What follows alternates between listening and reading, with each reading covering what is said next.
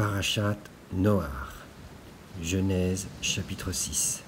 Le jugement de l'Éternel par le déluge d'eau à cause de la violence sur toute la terre.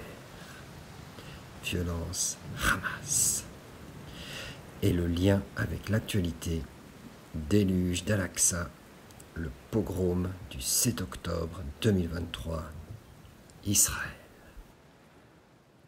Oui, bonjour. Ceci est un test d'enregistrement d'une nouvelle manière et je voulais voir, donc c'est fait avec le téléphone, tout simplement.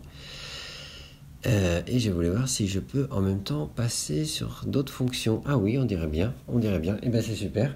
Et bien alors je peux faire un petit partage à rapidos comme ça, c'est intéressant. Petit partage au sujet de la paracha Noach. Donc, Genèse chapitre 6, voici la postérité de Noé.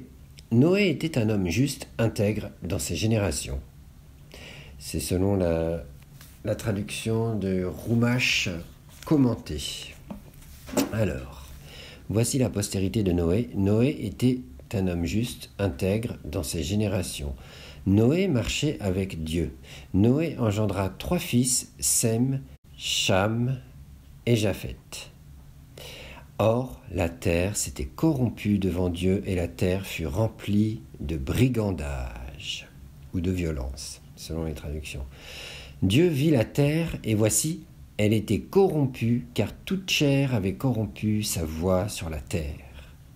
Dieu dit à Noé, ou Noach, la fin de toute chair est venue devant moi, car la terre est remplie de brigandage ou de violence à cause d'eux. Et voici, je suis sur le point de les détruire de la terre. Fais-toi une arche en bois de gopher. Tu feras cette arche en compartiment et tu la recouvriras à l'intérieur et à l'extérieur de poix, avec un X à la fin, de poix. Et voici comment tu la feras, etc. Il décrit l'arche, comment la faire. Ceux qui veulent la fiche technique pour construire l'arche, il faut aller dans Genèse chapitre 6. Et moi, ce que je voulais commenter par rapport à l'actualité, parce que c'est ça aussi qui est intéressant, donc je relis ce petit passage. Voici la postérité de Noé. Alors Noé déjà, on dit Noach. Noé c'est une traduction en français on va dire.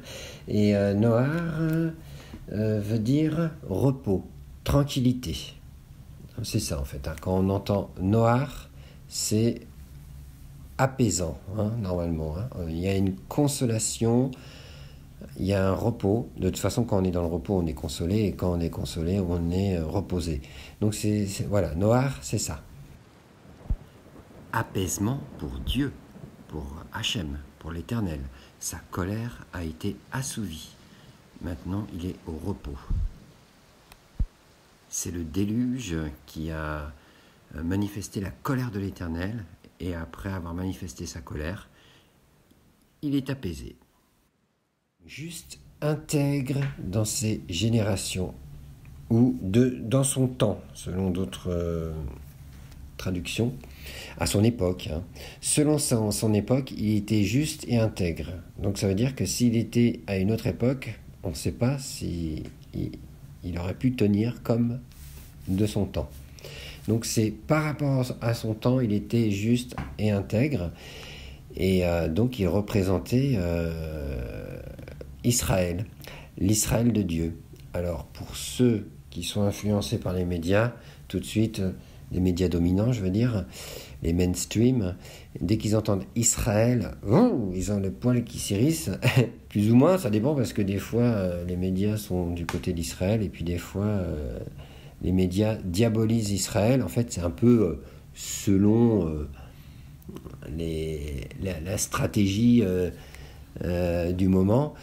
Donc, en fait, Israël, ça vient de Yachar El, en hébreu, et Yachar ça veut dire demeurer, se tenir droit en fait, être intègre en fait, Et El, ça veut dire Dieu. Donc Yachar El, c'est celui qui est juste, intègre, devant Dieu. C'est pour ça que là, c'est Noé était un homme juste, intègre dans ses générations. Noé marchait avec Dieu. Donc voilà, Israël, c'est celui qui marche avec Dieu parce qu'il est intègre et droit. Donc après, n'est pas forcément Israël celui qui se dit Israël, hein, bien sûr, c'est à chacun de discerner. Mais quand quelqu'un est droit et correct devant Dieu, eh ben, il fait partie d'Israël.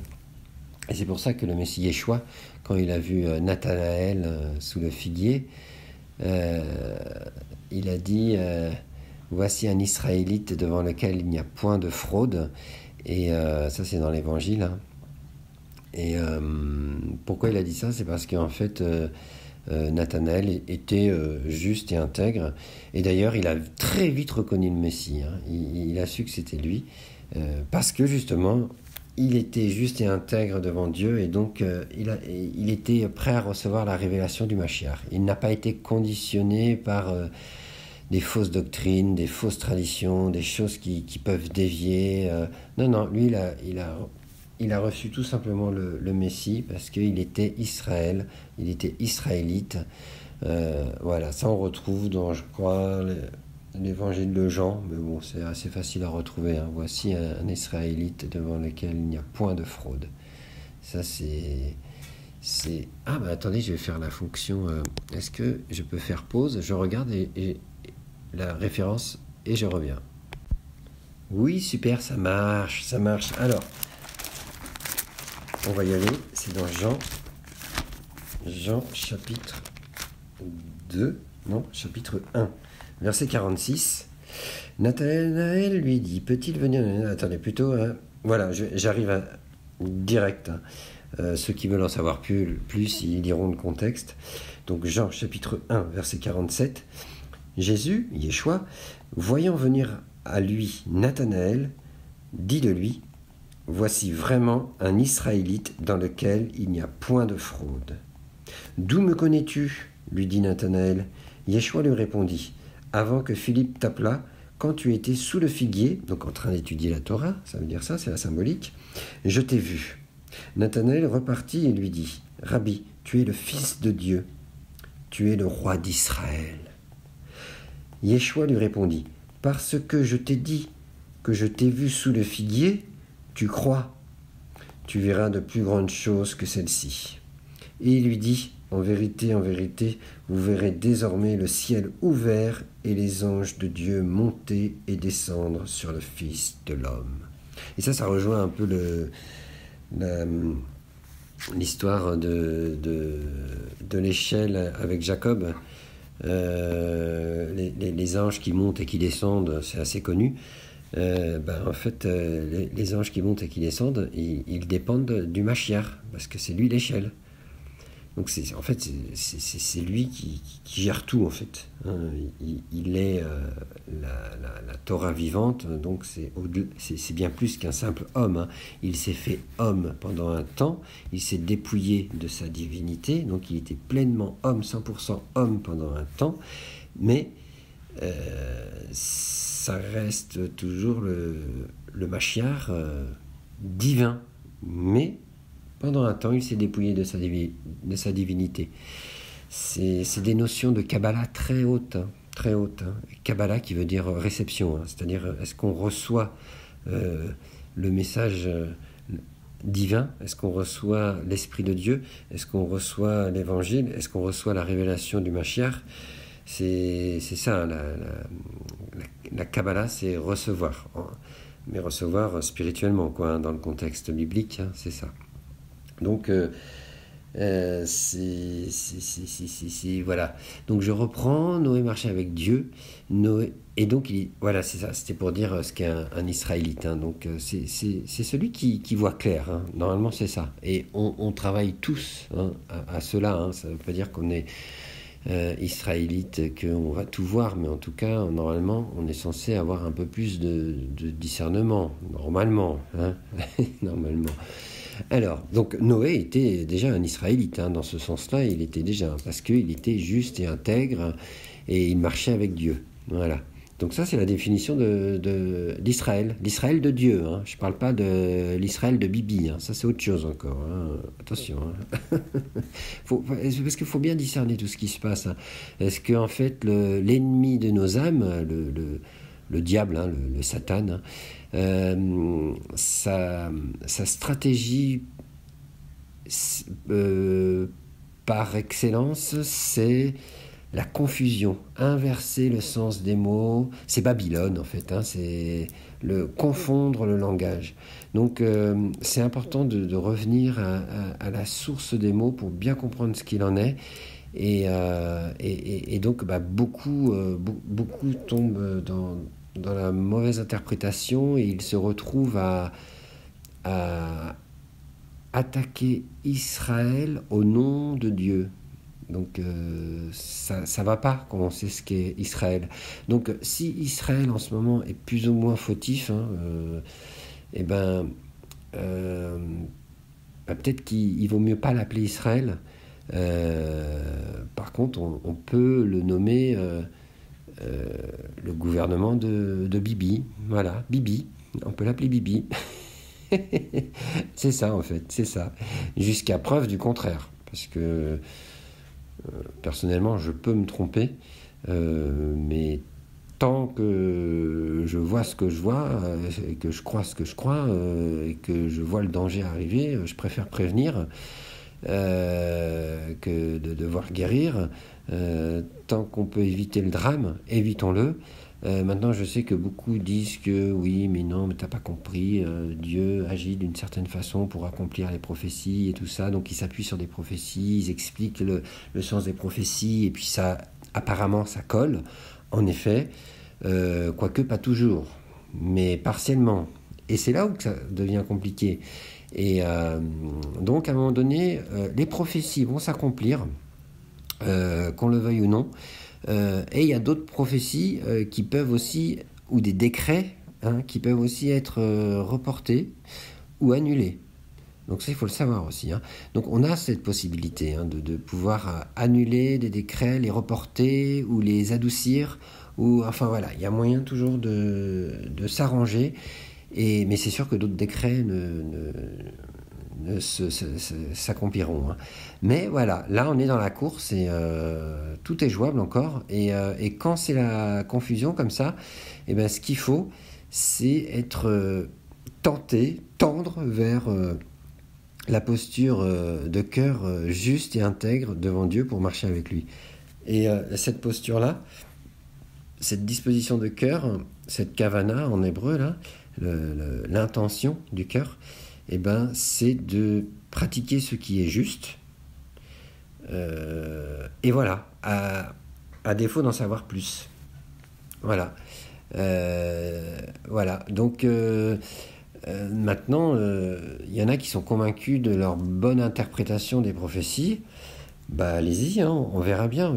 Moi, je pense qu'il faut rappeler à la paix, c'est-à-dire la légitime défense, oui, mais pas la légitime vengeance. Il y a une grande différence. Donc, que les frappes soient mesurées et qu'elles puissent se stopper dès que possible pour renégocier. Mais ça fera tout un autre sujet. Hein, ouais. Là, je reste à la paracha, pardon. Hein, c'est la vague de l'actualité qui perturbe un peu, mais c'est normal. Hein, c'est comme ça. Hein. Alors, donc, je continue. Genèse, chapitre 6, verset 10. Noé engendra 3 fils, Sem, Cham et Japheth, ou en hébreu, ça fait Shem, Cham et Japheth. Voilà, on peut passer de l'un à l'autre, comme on veut. Or, la terre s'était corrompue devant Dieu, et la terre fut remplie de brigandage. Alors, je reviens sur Sem, Cham et Japheth, les 3 fils. En fait, ce sont les 3 fils qui vont repeupler la planète après le déluge. Hein. Et ces 3 fils représentent 3 caractéristiques de l'homme. Sem, c'est déjà en hébreu, Sem, on dit Shem, ça veut dire le nom ou la renommée. Donc Shem, ça représente notre partie qui connaît le nom ou Dieu, hein, le saint nom bien sûr.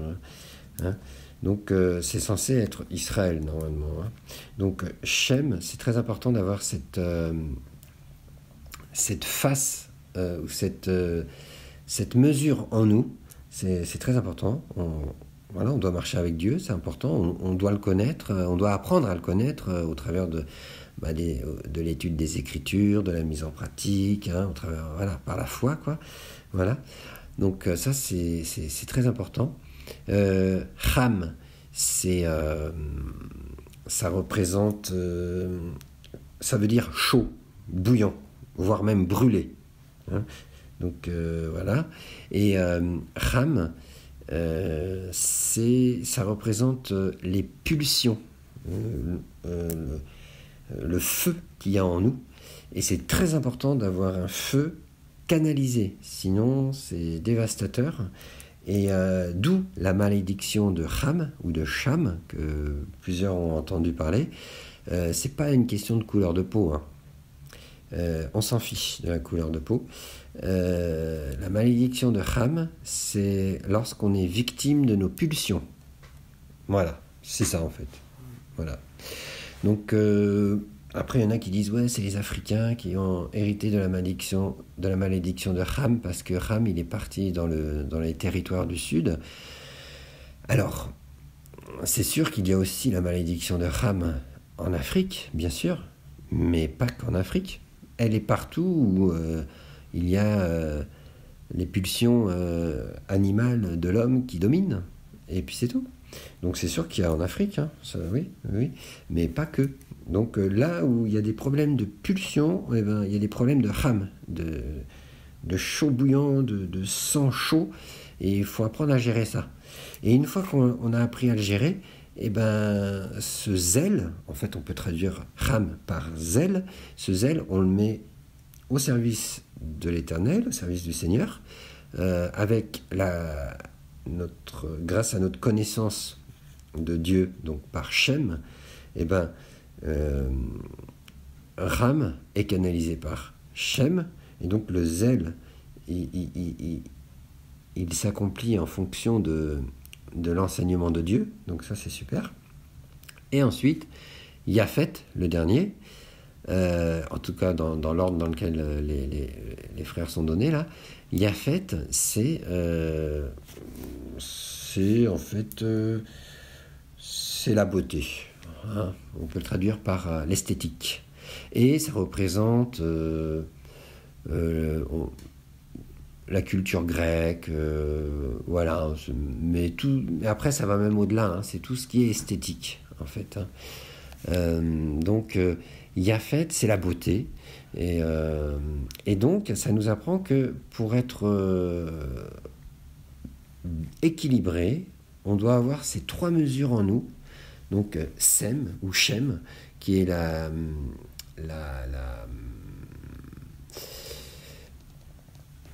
connaissance de Dieu, la relation avec Dieu. Cham, le zèle au service de Dieu. Et Yaphet, la beauté au service de Dieu. Donc on apprend à soigner les choses, mais en fonction des critères et de l'enseignement de l'Éternel. Et pas comme ça nous arrange. Donc, en fonction de ce que nous enseigne l'Éternel dans sa parole, Torah et Évangile, hein, voilà, on peut travailler l'esthétique. Voilà. Donc, on peut résumer ça par Shem, Cham et Yaphet. En fait, en gros, on peut les résumer par savoir bien agir. Voilà. Le savoir, hein, là, on connaît la Torah de l'Éternel. On agit parce qu'on a le zèle, et on le fait bien parce qu'il y a aussi la touche esthétique. Voilà. Donc, Noar, il a enfanté donc ces trois fils qui représentent les trois types de caractéristiques à réunir, et elles sont toutes bonnes. Par contre, si on commence à les séparer, c'est là où il y a le drame. Donc, par exemple, s'il n'y a que du Ham, donc ça fait la malédiction de Ham, si on n'est que dans les pulsions, donc si on n'est que dans la chair, que dans l'Yetzer Hara, que dans les pulsions, en fait, là on tombe dans le piège de l'ennemi. Voilà. Si on n'est que dans la beauté, on peut tomber dans les apparences de piété, dans l'hypocrisie, c'est joli, mais en fait, il n'y a rien derrière. Et si on n'est que dans la relation avec Dieu, la connaissance de Dieu, mais que on n'est pas chaud pour lui, et que on ne travaille pas à l'esthétique, à mettre les choses bien en forme pour lui, et qu'on n'a que le savoir, en fait, ça ne sert pas à grand-chose, quoi. Ça fait de la théologie qui est... voilà, c'est de la connaissance, mais qui est vaine, parce qu'elle n'est pas mise en pratique, et pas avec un bon zèle ou un cœur bien disposé pour Dieu. Donc voilà, il faut vraiment les trois, en fait. Et ça se résume en savoir, bien agir. Donc savoir, on sait ce que Dieu nous demande, et on agit, parce qu'on est zélé, et on agit bien, parce qu'on y met les formes. Voilà. Donc, et lorsqu'on est là-dedans, on s'appelle Israël. On est droit devant Dieu. Voilà, comme Noé, comme Noar. Voilà. Donc, la terre s'était corrompue, je continue, Genèse chapitre 6, verset 11 maintenant. La terre s'était corrompue devant Dieu, et la terre fut remplie de brigandage ou de violence, et en hébreu, ça s'appelle Hamas. Et ça rejoint le groupe terroriste du Hamas dans la bande de Gaza. Malédiction de Hamas. Donc, Dieu vit la terre, et voici, elle était corrompue, car toute chair avait corrompu sa voix sur la terre. Donc ça veut dire que si le Hamas y domine, c'est parce que ça veut dire donc que toute chair est corrompue, donc tout est corrompu, quoi.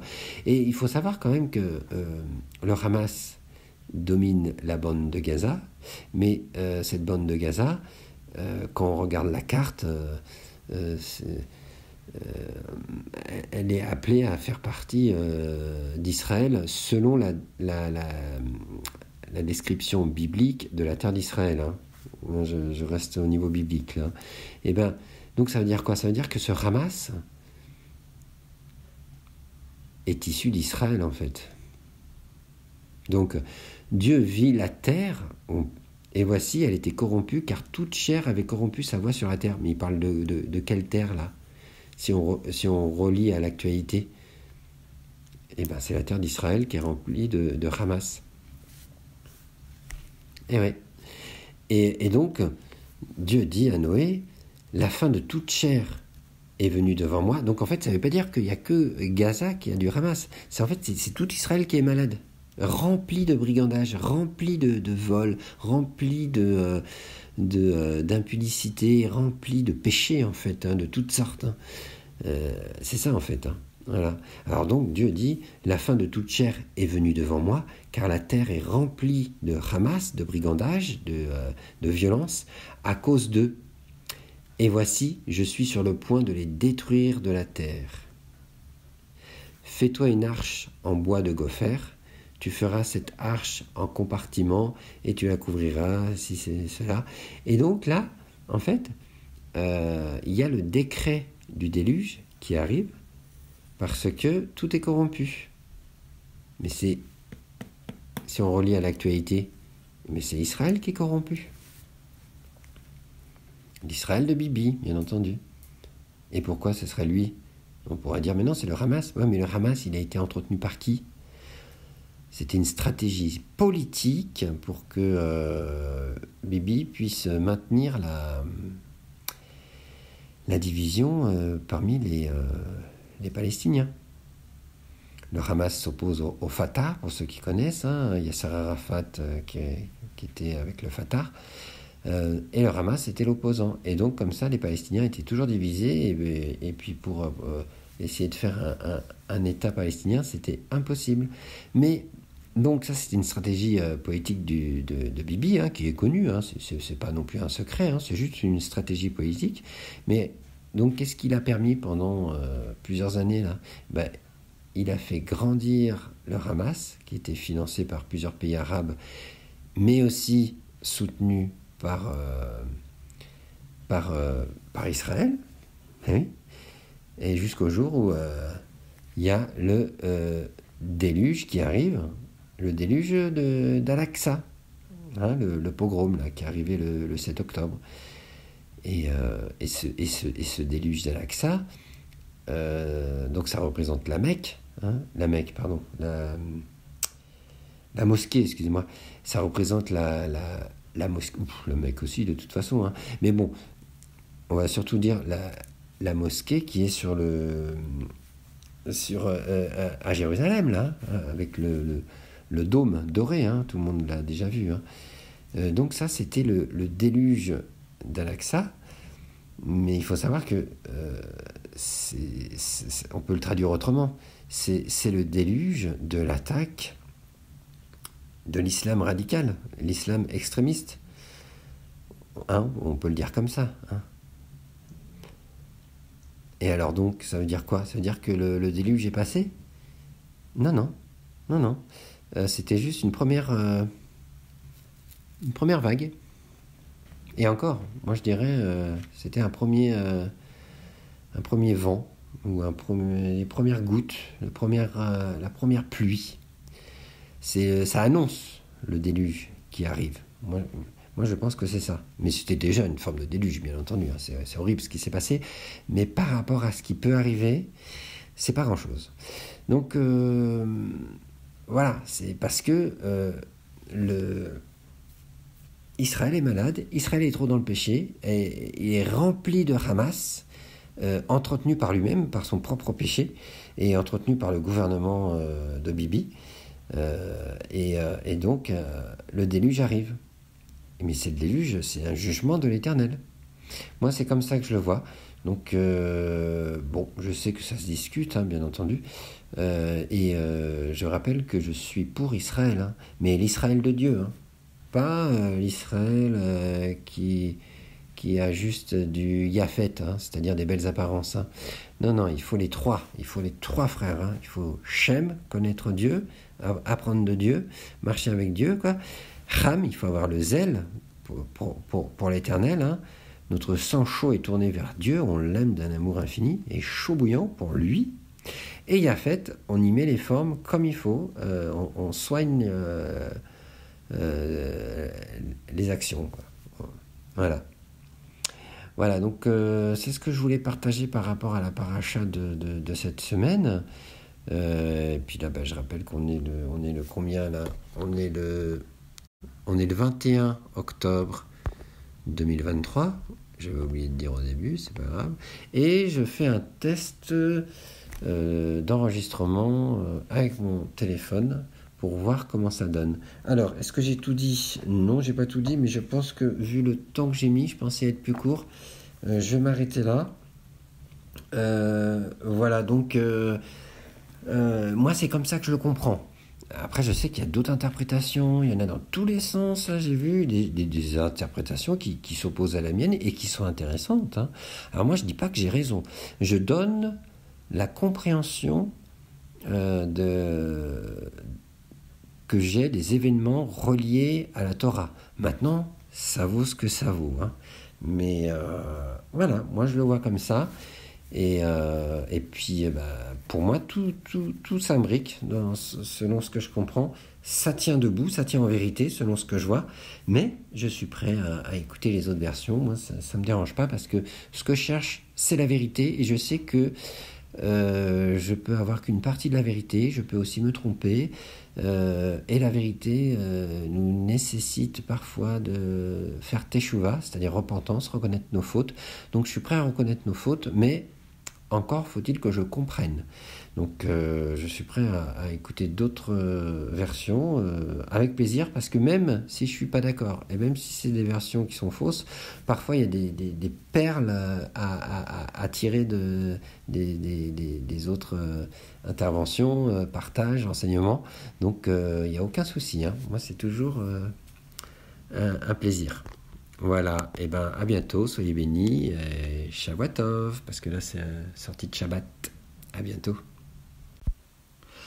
Oui, pardon, en post-scriptum odium, j'ai oublié quelque chose. C'est que, mais quelle est la solution, enfin, que peut-on faire pour ne pas périr dans ce déluge?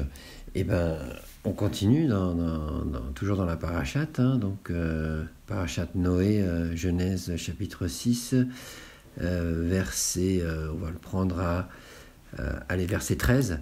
Dieu dit à Noé, la fin de toute chair est venue devant moi, car la terre est remplie de brigandage, de Hamas, à cause d'eux, et voici je suis sur le point de les détruire de la terre. Fais-toi une arche en bois de gopher.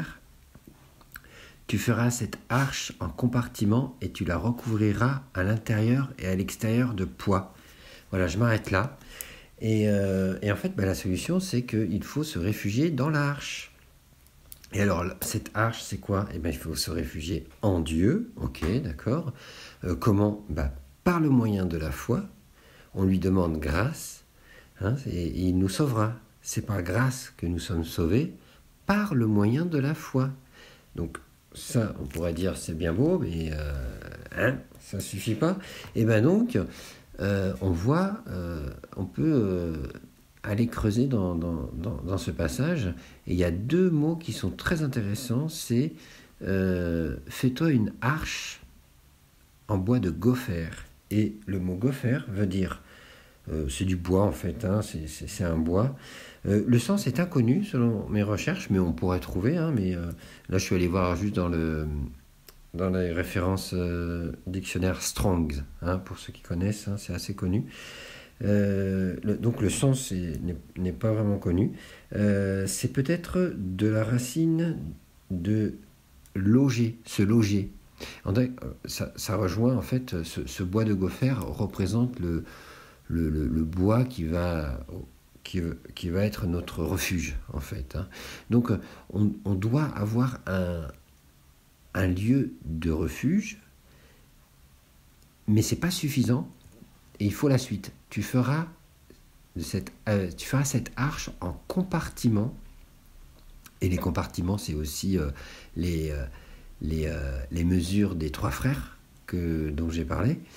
Voilà, en compartiments, et tu la recouvriras à l'intérieur et à l'extérieur de poix.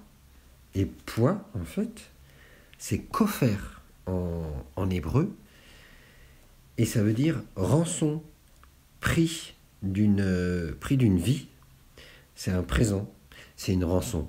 Et là, on rejoint quoi? Eh bien, on rejoint la notion de l'évangile, que pour être sauvé, pour être protégé, pour être en règle devant Dieu, on doit se réfugier dans une arche dans laquelle on s'abritera et qui est recouvert à l'intérieur comme à l'extérieur de poids, de kopher, et qui est le prix de la rançon pour toutes nos fautes. Et ça, c'est l'œuvre du Mashiach. Il est venu pour être la rançon de la multitude des pécheurs qui croiront en lui et qui se réfugieront en lui. Donc, Yeshua, le Messie, est notre arche, à condition que on s'y réfugie par la foi, en se tournant vers la parole de Dieu et en la mettant en pratique, on se confie en son enseignement de vie, mais bien sûr, tout cela couvert du sang du Messie, qui devient notre manteau de justice. On est justifié devant Dieu, donc on ne recevra pas la colère de l'Éternel, le déluge de l'Éternel. Et voilà, c'est ça la solution. Et donc, c'est à chacun de prendre le temps de se tourner vers Dieu, de demander pardon pour toutes ses fautes et d'invoquer le sang du Messie, le sang purificateur, le sang qui expie toutes nos fautes, le sang qui efface même toutes nos fautes. Et Dieu, quand il s'approche de nous, il sentira un sang innocent, le sang du Messie, plutôt que notre sang de pécheur. Voilà, et donc il sentira un bon cham, le sang chaud. Il aura le sang du Mashiach, on aura un zèle, mais le zèle des prophètes de l'Éternel, le zèle du Mashiach qui annonce la bonne nouvelle et qui annonce la paix. Voilà, c'est là le refuge. Le refuge est dans le Messie. Et donc, pour tous les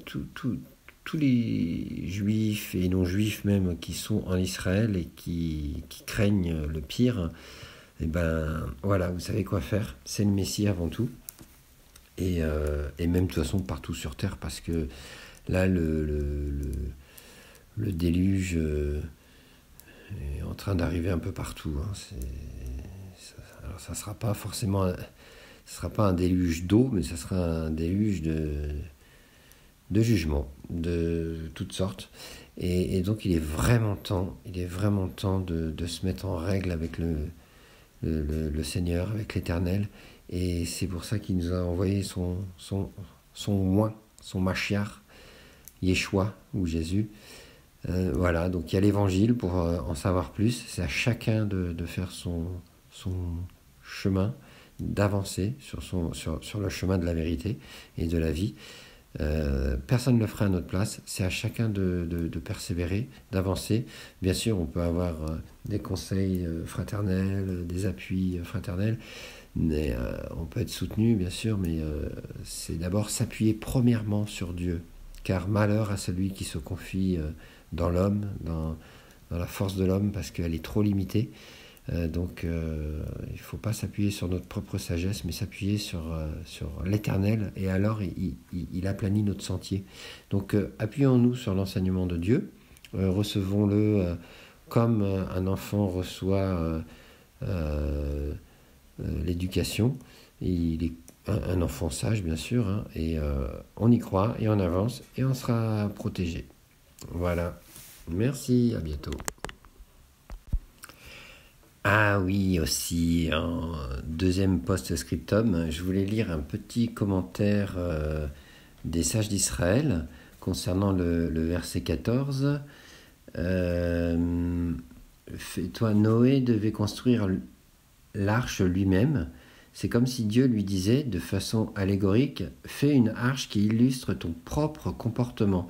Tu t'es tenu à l'écart de tes contemporains au lieu de les admonester et de t'appliquer à les sauver en les ramenant dans le droit chemin. À présent, isole-toi dans une arche avec toutes sortes d'animaux. » Donc en fait, Noé était quand même droit devant Dieu, hein, puisque c'est écrit, hein, il était juste et intègre, il marchait avec Dieu, il n'y a pas de problème, mais il y a toujours une faille, hein, ce n'est qu'un homme, et voilà, c'était sa faille. Et d'ailleurs, le déluge, on l'appelle aussi les eaux de Noé, c'est une expression, hein. Et il y a un commentaire aussi pour ça, c'est parce que Noé n'a pas essayé d'influencer sa génération que le déluge est appelé eau de Noé. C'est dans le prophète Ésaïe, chapitre 54, verset 9. Ce qui lui impute implicitement la responsabilité de ce désastre. Donc, parce que Noé n'a pas assez influencé sa génération à se repentir, donc on peut l'apparenter à l'annonce de l'évangile. Si on n'annonce pas assez le pardon des péchés, on risque d'être responsable de ceux qui ne viennent pas au Seigneur parce qu'ils n'ont pas entendu. Donc comment pourront-ils croire s'ils n'ont pas entendu, hein? Donc c'est à chacun d'appeler à la repentance, tout simplement, hein, vraiment que annonçons l'évangile, c'est très très très important, hein. Chacun le fait à sa manière, vraiment selon les moyens qu'il a. Faut pas s'inquiéter parce que c'est Dieu qui multiplie toutes choses et c'est Dieu qui touche par son esprit. Nous, on ne touche personne en fait. On dit juste des paroles verbales, hein, c'est tout, hein, ça parle et ça va pas plus loin. Et si ça touche le cœur, ça veut dire que c'est l'Esprit de Dieu qui accompagne la parole à ce moment-là. Donc, et il se plaît à accompagner une belle parole verbale comme une parole mal exprimée, bégayante. Il fait comme il veut. C'est ça qui est extraordinaire. Donc on peut se détendre, hein, tout en ayant quand même un certain sérieux quand même, une sincérité, hein, bien sûr.